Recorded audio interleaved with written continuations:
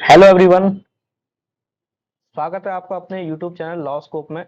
आज हम पहला लाइव सेशन लेके आए हैं और आज से हम एक नई क्लास स्टार्ट कर रहे हैं। फ्री क्लासेस रहेंगी ये यूट्यूब पर लाइव।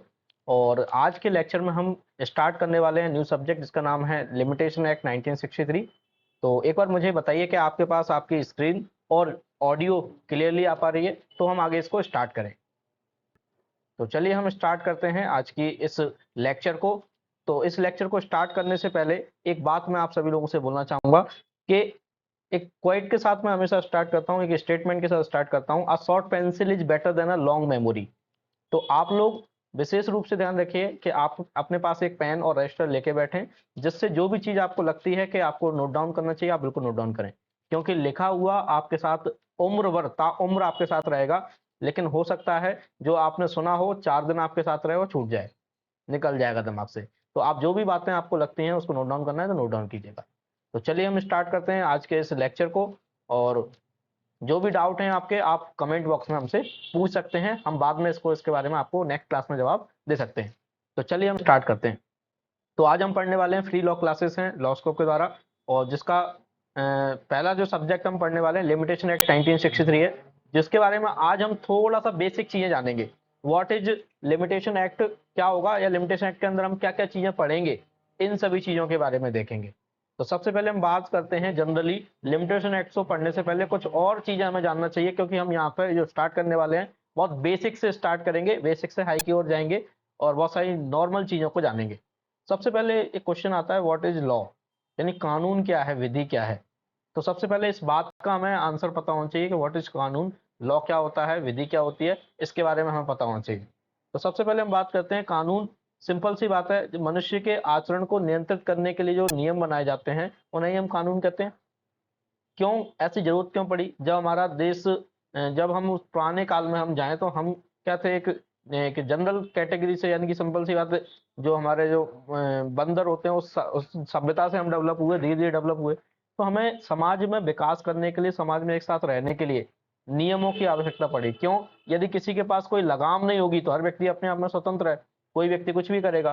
तो इसलिए मनुष्य के आचरण को नियंत्रित करने के लिए जो नियम बनाए जाते हैं उन्हें ही हम कानून कहते हैं, उन्हें ही हम विधि कहते हैं, जिनको हमने कोडिफाई किया, बाद में समय के साथ जैसे जैसे डेवलप करते गए हमने चीजों को उस अकॉर्डिंग अमेंड किया, उस अकॉर्डिंग चीजों को बनाया। अब हम आगे बात करते हैं कि टाइप्स ऑफ लॉ क्या होते हैं। कानून तो हमें पता चल गया, लेकिन कानून कितने प्रकार के होते हैं। तो कानून बेसिकली दो टाइप के होते हैं, एक होता है मौलिक विधि, एक होता है प्रक्रिया विधि, यानी सब्सटेंटिव लॉ और प्रोसीजर लॉ। अब हमें यह भी समझना चाहिए what is substantive law, what is procedure law. इसके बारे में हमें मिलता है, हम जानेंगे एक एक से इसके बारे में। तो एक एक से हम देखते हैं क्या होता है। सबसे पहले बात करते हैं मौलिक विधि। मौलिक विधि क्या होती है, सब्सटेंटिव लॉ क्या होते हैं।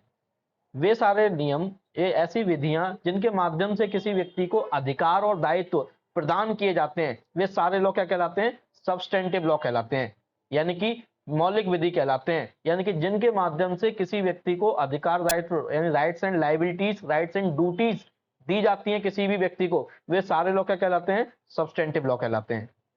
जैसे कि हम जानते हैं हमारा इंडियन कॉन्स्टिट्यूशन हुआ, इंडियन कॉन्ट्रैक्ट एक्ट हुआ, इंडियन पीनल कोड हुआ, ठीक है। ऐसे बहुत सारे एक्ट हैं जो हमें सब्सटेंटिव लॉ के रूप में मिलते हैं हमारे लॉ के अंदर। तो आप लोग याद रखेंगे सब्सटेंटिव लॉ क्या होते हैं, वे सारे लॉ जिनके माध्यम से किसी व्यक्ति को कोई अधिकार दायित्व दिए जाते हैं, वे सारे कानून क्या कहलाते हैं, सब्सटेंटिव लॉ कहलाते हैं। आफ्टर दैट सेकंड हम बात करें, दूसरा हमारा आता है प्रोसीजरल लॉ, यानी कि प्रक्रिया विधि। वे, इससे क्या तात्पर्य है, ऐसे कानून जिनके माध्यम से जो सब्सटेंटिव लॉ में जो अधिकार दायित्व दिए, उन अधिकार दायित्वों को लागू कराने का तरीका बताया जाता है, ऐसे कानून क्या कहलाते हैं, सब्सटेंटिव लॉ, प्रोसीजर लॉ कहलाते हैं। इनफैक्ट प्रोसीजर लॉ कहलाते हैं, प्रक्रिया विधि कहलाते हैं। यानी कि वे ये बताते हैं कि आपको जो अधिकार दायित्व मिले उनको आप कैसे लागू कराएंगे जब ब्रीच होगा। तो उसको बताने वाले कानून ही प्रोसीजर लॉ कहलाते हैं, प्रोसीजर लॉ यानी प्रक्रिया विधि कहलाते हैं। इसके संबंध में हमारे भारत में बहुत सारे, या इंडिया में बहुत सारे लॉ चलते हैं, इनमें से दो बहुत बहुत महत्वपूर्ण है, जिसमें से सबसे पहला आता है सिविल प्रोसीजर कोड 1908, दूसरा है क्रिमिनल प्रोसीजर कोड 1973। इसके अलावा बहुत सारे और भी लॉ हैं, जैसे limitation act, one of the procedure law. तो ऐसे बहुत सारे कानून हमें मिलते हैं जो प्रोसीजर लॉ का बारे में बताते हैं।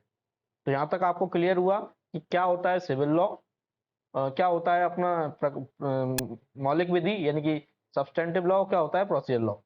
अब इसके अलावा भी कानून दो टाइप का होता है, लॉ दो टाइप के होते हैं, एक होता है सिविल लॉ, एक होता है क्रिमिनल लॉ।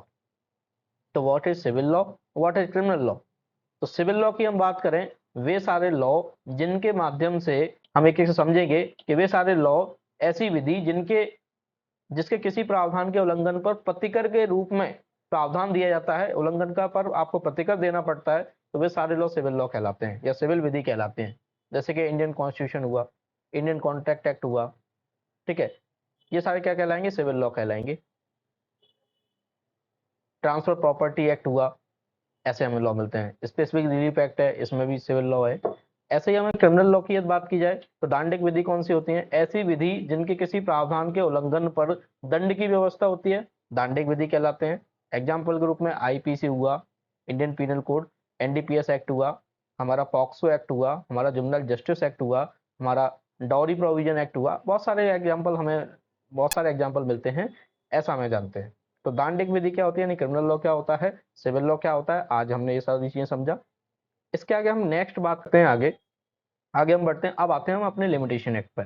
तो limitation act which type of law, क्या लॉ है, क्या उसके उद्देश्य हैं, इस एक्ट को बनाने का क्यों बनाना पड़ा, इसके बारे में हम समझते हैं। देखिए, सबसे पहले बात करें कि लिमिटेशन एक्ट बनाने की जरूरत क्यों पड़ी, उद्देश्य क्या है। हमें इसलिए जानने की जरूरत पड़ी कि हमारी जो कार्रवाइयां होती हैं सिविल और क्रिमिनल की, या जो भी कार्रवाई हैं, उनमें एक लिमिटेड टाइम पीरियड बनाया जा सके, एक निश्चितता लाई जा सके। अब पहले क्या होता था, कोई कानून के संबंध में, कोई दावे के संबंध में, कोई अपील के संबंध में, कोई कार्रवाई के संबंध में कोई टाइम पीरियड नहीं था। तो किसी व्यक्ति को आज से 20 साल बाद याद आ रहा है तब जाके वो दावा लगा रहा है, 25 साल बाद याद आ रहा है तब जाकर कार्रवाई कर रहा है। तो उन कार्रवाइयों से बचने के लिए, उन लिटिगेशन से बचने के लिए हमने इस चीज को लेके आए। प्रोसीजर लिमिटेशन एक्ट ने क्या किया, कानूनी कार्रवाइयों को चलाने में अनिश्चितता की स्थिति को समाप्त करके उसे निश्चितता प्रदान की। दूसरा, इस विधि का उद्देश्य क्या था, वादकारियों को अपने अधिकारों के प्रति जागरूक रहें, यानी कि वो अपने कार्यों के लिए जागरूक रहें। ऐसा नहीं अपने अधिकारों के प्रति जागरूक नहीं है और आज से 50 साल बाद याद आ रही तब जाके कोर्ट में दावा लगा रहे। तो उनको हमें सचेत करना था, और जो व्यक्ति जागरूक हैं उनके अधिकारों को संरक्षण करना था, जिससे वे अपने अधिकारों को समय रहते प्रवर्तन करा सकें, कार्रवाई प्रारंभ कर दें, उपचार से वंचित ना हो। ये कुछ उद्देश्य थे, इस उद्देश्यों के लिए हमने लिमिटेशन एक्ट को बनाया। और भी कुछ महत्वपूर्ण फैक्ट हम जानते हैं लिमिटेशन एक्ट के बारे में। इस एक्ट से पहले कौन सा एक्ट चलता था, जो क्वेश्चन एग्जाम के अंदर पूछा जाता है प्रीलिम्स के अंदर। तो इंडियन लिमिटेशन एक्ट 1908, 1963 के जो एक्ट है उससे पहले चलता था, ऐसा आप याद रखना चाहिए आपको। एक और प्रोविजन बहुत महत्वपूर्ण है, लिमिटेशन एक्ट के जो प्रोविजंस हैं वो मैंडेटरी हैं या नहीं है, आदेशात्मक हैं या कोर्ट की मर्जी पर डिपेंड करते हैं, या किसी व्यक्ति की मर्जी पर डिपेंड करते हैं। तो आपको बहुत अच्छे से याद रखना है कि इस एक्ट के अंदर जितने भी प्रोविजन किए गए हैं ये आदेशात्मक प्रोविजन है, यानी कि आप इनको मानने के लिए बाध्य हैं। आप इससे संबंध में कोई भी प्रोविजन में कोई घटाना बढ़ाना, कोई भी टाइम पीरियड को कम ज्यादा नहीं कर सकते, आपको यहाँ पर यह अधिकार दिया जाता है। ठीक है, यानी कि आप सारे प्रोविजन को मानने के लिए बाध्य हैं। नेक्स्ट हम बात करें कि प्रक्रिया विधि है, ये आपको पता है, मैंने जस्ट आपको बताया था। Limitation act one of the procedure law, ना कि सब्सटेंटिव लॉ। ये भी क्वेश्चन आपसे पूछा जाता है।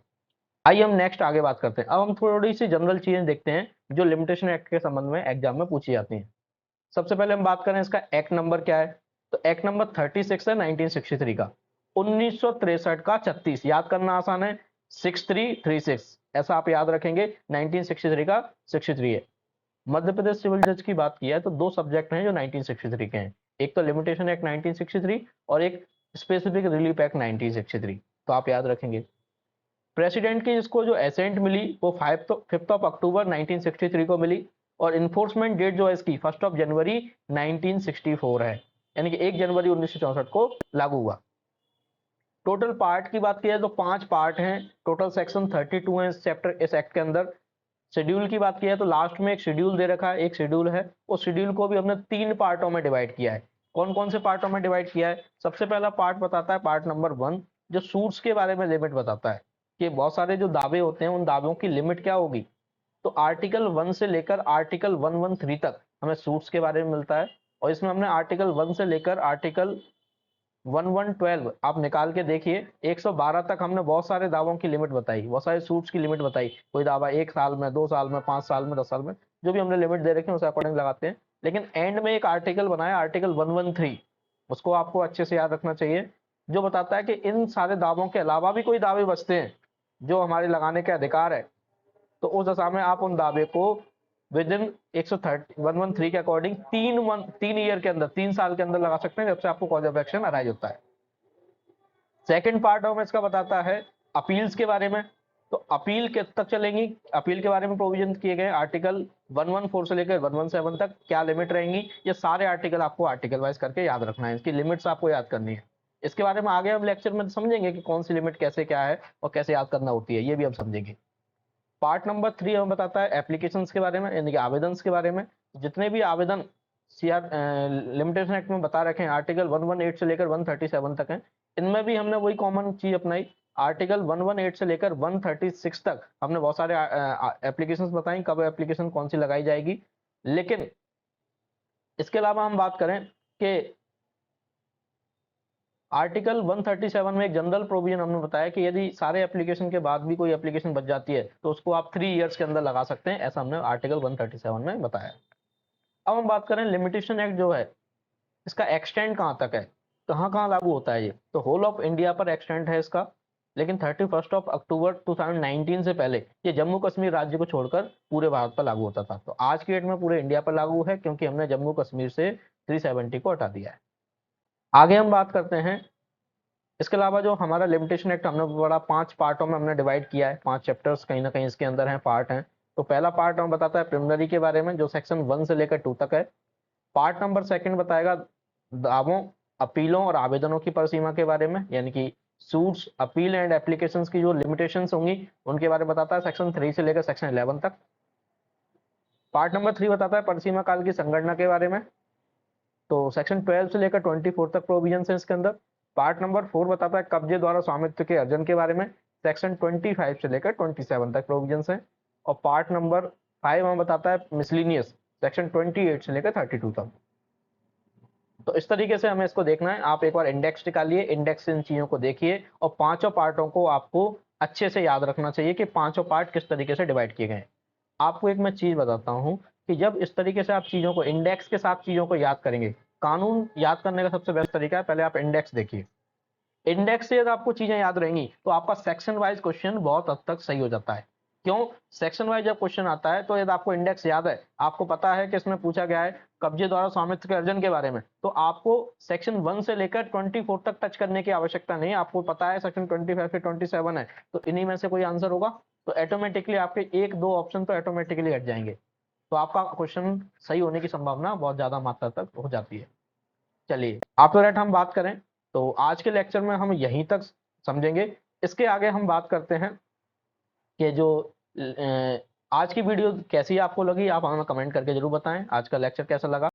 इसी तरीके के लेक्चर डेली हम प्रयास करेंगे आपके लिए डेली उपलब्ध करा पाएं। और ये क्लासेस बिल्कुल फ्री हैं, टोटली फ्री हैं। आप इसको लोगों को शेयर करें जो भी आपके टच में स्टूडेंट हैं। और इस क्लास की पीडीएफ लेने के लिए आप हमारे टेलीग्राम ग्रुप को ज्वाइन कर सकते हैं, इसकी लिंक आपको डिस्क्रिप्शन में मिल जाएगी। डिस्क्रिप्शन में लिंक मिलेगी, आप उससे ज्वाइन करके आप इस ग्रुप की, इस पीपीटी की या इस जो क्लास की पीडीएफ भी आपको उपलब्ध हो जाएगी। तो चलिए मिलते हैं अगले लेक्चर में, तब तक के लिए इस चैनल को सब्सक्राइब कीजिए, वीडियो को लाइक कीजिए और शेयर कीजिए उन लोगों को जो जुडिशरी की प्रिपरेशन कर रहे हैं। और आप हमारी लाइव क्लासेस को भी ज्वाइन करना चाहते हैं, जो हमारी क्लासेस चलती हैं, तो इस नंबर पर, नीचे दिए हुए नंबर पर संपर्क कर सकते हैं। लिंक डिस्क्रिप्शन में आपको और भी मिल जाएगी, और भी जानकारी हम लेना चाहते हैं तो सारी चीज़ें आपको मिल जाएंगी। तो चलिए मिलते हैं अगली क्लास में, तब तक के लिए thank you so much, tata bye bye, thank you.